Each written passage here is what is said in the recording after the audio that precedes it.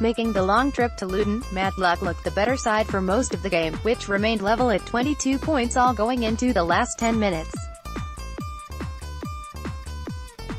In a tense finale, they failed to add to their score and fell to a 35-22 defeat.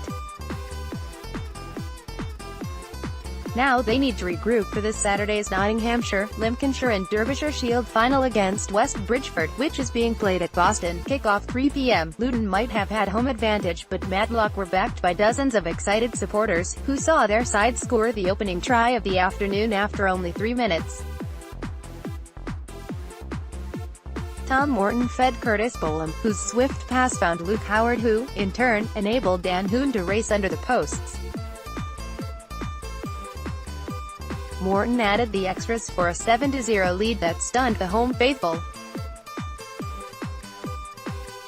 Matlock continued to move the ball about well, enjoying the Lions' share of territory and always looking dangerous with ball in hand. Alex Powell went close to a second try before a harsh refereeing decision led to the hosts driving over for a try of their own, which was converted to bring the scores level. Against the run of play, Luton struck again to give them a rather flattering 14-7 advantage, which was increased by 3 points by a penalty.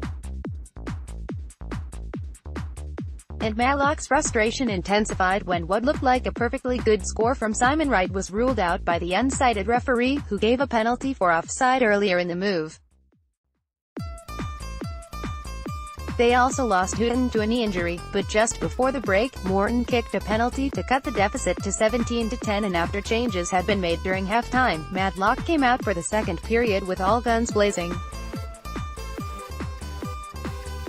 Alex Brown made a superb break before sending Howard over for a terrific score, and although Morton's conversion attempt came back off the post, the score was now down to 17-15. Unfortunately, Luton were allowed to respond immediately with a try, unconverted, to make it 22-15. But Matlock refused to lie down, and after a fine chip and regather by James Fairclough, the hosts' defensive line was breached again. Matlock edged closer, and when the ball was released, Wright drove for the line. Ball was kicked back from his hands, only for Ben Neville to gather and crash over. Morton's conversion buoy brought the score level. Luton looked tired, but somehow, they summoned the strength to add 2 more penalties and then a match-clinching try and conversion.